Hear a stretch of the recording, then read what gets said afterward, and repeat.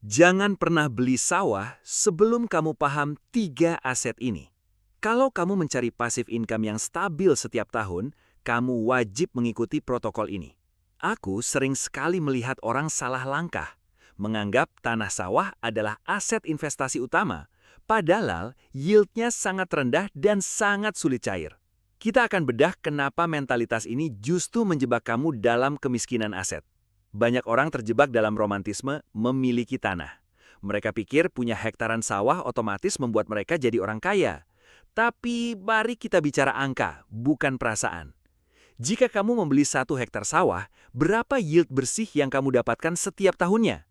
Setelah dipotong biaya bibit, pupuk, upah buruh, dan resiko gagal panen akibat cuaca yang tidak menentu, angka returnnya seringkali bahkan tidak sampai 3% per tahun.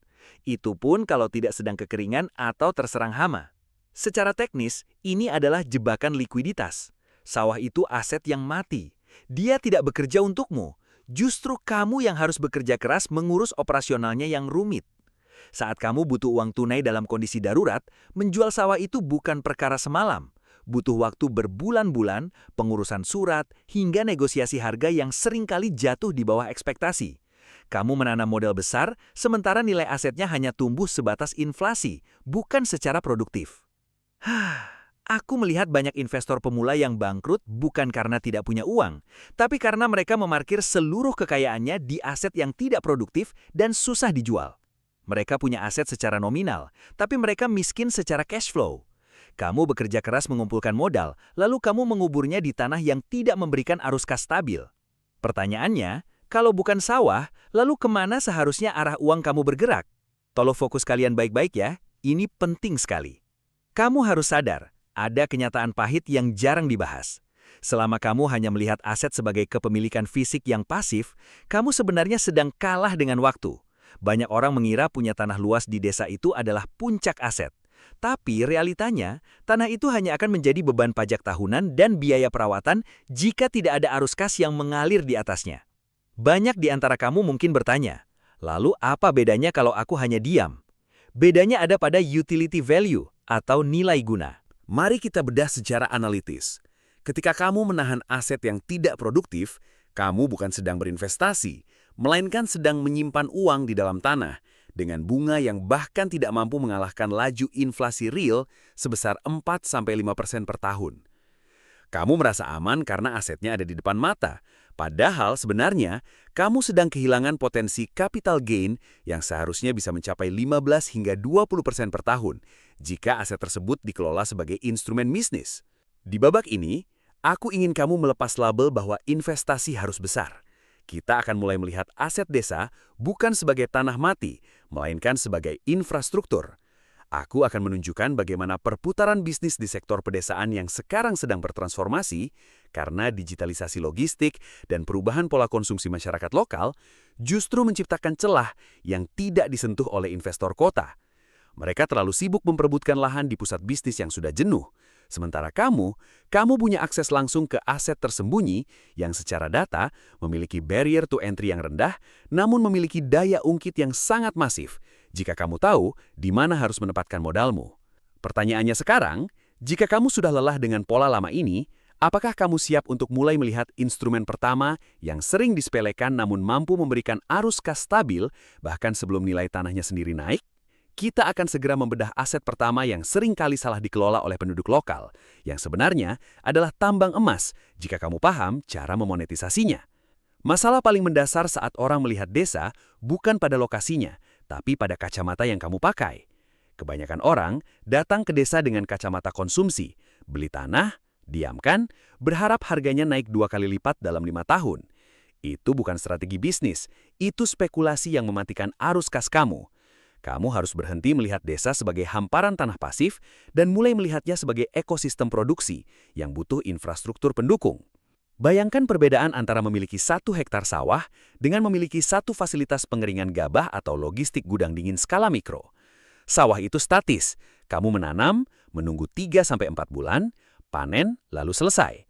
Risiko kegagalan panen karena cuaca atau hama itu 100% ada di pundakmu. Tapi kalau kamu menggeser modal ke aset infrastruktur, kamu bukan lagi petani yang berharap pada keberuntungan, melainkan menjadi penyedia utilitas yang dibutuhkan seluruh ekosistem di sana. Ambil contoh pengelolaan agrowisata. Banyak orang gagal karena mereka cuma bangun spot foto. Itu dangkal. Bisnis agrowisata yang produktif itu seperti pabrik pengalaman. Kamu tidak menjual pemandangan, tapi menjual hasil bumi yang sudah dikurasi dengan nilai tambah. Dengan sistem direct to consumer, kamu memotong rantai tengkulak yang biasanya memakan 30–40% margin keuntungan petani. Disinilah letak 20% kenaikan nilai aset tahunan itu, bukan dari tanahnya, tapi dari efisiensi yang kamu ciptakan di atas tanah tersebut. Kamu harus paham, aset produktif itu bekerja 24/7. Gudang logistik atau unit pengolahan pasca panen tidak mengenal musim. Selama ada komoditas yang berpindah, ada service fee yang masuk ke kantongmu. Ini bukan lagi soal menunggu panen setahun 2 kali. Ini adalah soal membangun arus kas yang berputar setiap hari. Banyak investor properti profesional mulai melirik desa bukan karena ingin bertani, melainkan karena mereka ingin membangun simpul di rantai pasok. Tapi pertanyaannya, bagaimana kamu menentukan lokasi mana yang secara geografis punya potensi untuk dijadikan simpul ekonomi dan mana yang cuma akan membuat modalmu terjebak dalam aset mati? Kita akan membedah anatomi lokasi emas ini di bagian selanjutnya, karena salah pilih titik saja, kamu akan membuang modalmu ke lubang hitam yang tidak akan pernah menghasilkan arus kas. Kita masuk ke aset pertama yang seringkali luput dari pandangan mata, tapi sebenarnya adalah urat nadi ekonomi desa, micro-logistics. Kamu mungkin berpikir, logistik itu urusannya perusahaan raksasa dengan truk kontainer, tapi di desa justru disitulah masalah terbesarnya. UMKM di daerah seringkali punya produk bagus, tapi mereka mati kutu soal distribusi. Mereka nggak punya armada, dan jasa kurir konvensional seringkali nggak menjangkau titik-titik produksi yang terpencil. Inilah peluang emas yang aku maksud. Kamu nggak perlu beli truk, kamu hanya perlu masuk ke celah micro-logistics. Bayangkan kamu menyediakan gudang transit berukuran 30–50 meter persegi saja di lokasi strategis yang menghubungkan desa dengan pusat kecamatan atau akses jalan utama. Di gudang itu, kamu nggak cuma menaruh barang, tapi kamu menyediakan alat bantu angkut, entah itu motor dengan box yang dimodifikasi atau trailer kecil yang bisa ditarik kendaraan roda 2 untuk medan yang agak sulit. Kenapa nilainya naik 20% tiap tahun? Karena permintaannya inelastis. Saat panen raya atau saat pesanan UMKM melonjak, mereka butuh kepastian barang sampai tepat waktu. Kalau kamu bisa menjamin itu, mereka akan membayar premium untuk setiap kilo barang yang kamu angkut atau kamu simpan. Kamu bukan sekedar penyedia jasa, kamu adalah perpanjangan tangan dari usaha mereka. Data menunjukkan bahwa margin di sektor last mile delivery ini sangat lebar karena kurangnya kompetisi. Di kota, kamu akan berdarah-darah melawan ekspedisi besar yang sudah efisien. Tapi di desa, kamu adalah penguasa jalurnya. Namun, membangun gudang atau armada saja nggak cukup. Banyak orang gagal karena mereka membangun terminal di tempat yang salah. Mereka berpikir asal dekat jalan raya itu sudah cukup, padahal ada perhitungan radius tempuh dan karakteristik komoditas yang menentukan apakah asetmu ini akan jadi mesin uang atau justru jadi gudang kosong yang cuma memakan biaya perawatan tiap bulannya. Lantas bagaimana cara membaca pola pergerakan barang agar kamu nggak asal investasi di lokasi yang salah? Karena jika kamu salah meletakkan simpul logistik ini, kamu bukan hanya rugi di biaya operasional, tapi kamu akan kehilangan kepercayaan dari para pelaku usaha lokal. Kita akan bedah bagaimana cara membaca peta potensi ini agar modalmu nggak sia-sia. Sekarang, mari kita bicara soal aset kedua yang sering banget dilewatkan orang, yaitu platform digital agri. Kamu mungkin berpikir di desa itu ya fokusnya cuma tanah atau hasil panen. Tapi kalau kamu mau cuan yang berkelanjutan, kamu harus berhenti jadi orang yang menanam dan mulai jadi orang yang mengatur alur. Bayangkan begini, di lapangan, petani seringkali dikerjain sama sistem tengkulak yang panjang. Petani jual harga murah, tapi sampai di tangan konsumen kota atau restoran, harganya melonjak sampai 300%. Disitulah celahnya. Kamu tidak perlu beli lahan sawah ribuan hektar. Kamu cukup membangun sistem digital yang memotong rantai distribusi itu. Strategi ini bukan tentang menanam padi, tapi tentang membangun akses. Kalau kamu bisa membuat platform yang menghubungkan langsung hasil panen di desa dengan kebutuhan dapur restoran atau supermarket di kota, kamu sedang memegang nyawa distribusi. Nilainya di mana? Di data. Saat kamu punya sistem yang mencatat pergerakan barang dari desa A ke kota B secara real-time, kamu punya data prediktif. Kamu tahu kapan harga cabai bakal anjlok karena panen raya, dan kamu tahu kapan harus menyetok barang saat harga melonjak. Data ini nilainya bisa naik 20% lebih tiap tahun, karena akurasi supply chain itu barang langka. Perusahaan FMCG atau retail besar akan sangat bergantung pada platform yang kamu bangun karena mereka butuh kepastian stok. Banyak orang gagal di sini karena mereka mencoba jadi Superman. Mereka mau punya truk sendiri, gudang sendiri, sampai pengolahannya sendiri. Itu salah besar. Model bisnis yang efisien justru yang ringan aset. Kamu cukup jadi fasilitator data dan teknologi. Biarkan petani tetap mengelola lahan, dan biarkan logistik dikerjakan pihak ketiga. Tugas kamu di aset ini hanyalah memastikan data flow dan pembayaran berjalan transparan. Dengan sistem ini, kamu tidak lagi terjebak dalam resiko gagal panen atau fluktuasi cuaca yang menghancurkan modal. Kamu berada di posisi sebagai pemilik jalan yang dilewati oleh barang-barang tersebut. Setiap kali transaksi terjadi di platformmu, kamu mengambil margin. Namun, ada satu masalah teknis yang sering kali meruntuhkan platform digital agri ini sebelum mereka sempat mencetak profit. Banyak pengembang platform terlalu fokus pada teknologi aplikasinya, tapi lupa membedah perilaku para pelaku di tingkat desa yang masih sangat konvensional. Kalau kamu salah mengantisipasi bagaimana cara mereka bertransaksi, aplikasimu cuma jadi pajangan di App Store tanpa ada satupun volume dagang yang terjadi di dalamnya. Dan disinilah kita harus masuk ke sektor ketiga, yaitu bagaimana cara mengamankan infrastruktur fisik yang justru seringkali dianggap sebagai sampah oleh para investor konvensional. Padahal, di sanalah letak leverage sebenarnya. Langkah ketiga yang sering dilewatkan banyak orang adalah mengakuisisi apa yang aku sebut sebagai strategic commercial units. Coba deh, kamu buang jauh-jauh pola pikir investasi properti konvensional yang cuma terpaku sama luas tanah per meter persegi.